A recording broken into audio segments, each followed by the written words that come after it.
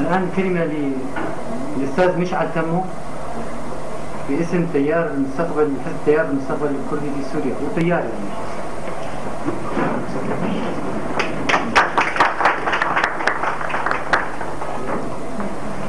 يفرج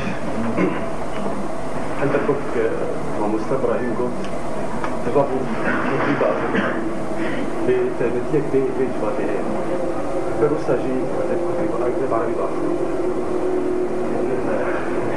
مساء الخير.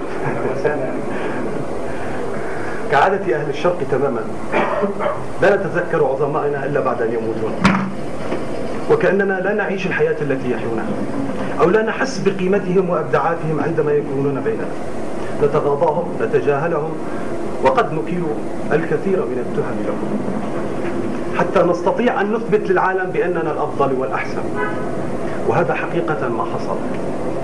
إن كنت أشكر هؤلاء الشباب على إحياء ذكرى نور الدين زازا مرة واحدة أو مرات أو مئات المرات، لأنني أحس بأنهم أرادوا أن يبلغوننا جميعا بأنه آن الأوان لعودة الثقافي السياسي إلى الشأن العام الكردي.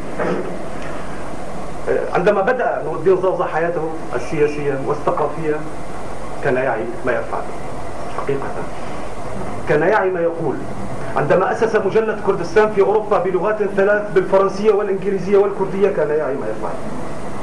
عندما قدم مذكراته إلى قاضي التحقيق في حلب بان اعتقاله كان يعرف ماذا يقول لذاك القاضي. لو عدنا إلى تلك المذكرة الآن وماذا قال فيها وماذا وجد فيها من مطالب، لتحسرنا على وضعنا بعد هذا الكم من السنين أن نقول كما قال، رغم أنه أدين لأنه قال كذلك.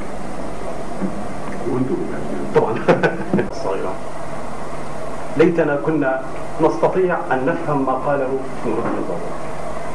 ليتنا حقيقة أن نستطيع أن نعود إلى ذكراه، ليس احتفاليا وإنما معرفيا وإنما سياسيا وإنما مطلبيا، وإنما حتى لنستشف منه أو نتعلم كيف كان يفكر أو كيف كان يفهم الآخر في تفكيره، كيف كان يريد أن يكون هذا العيش المشترك في سوريا.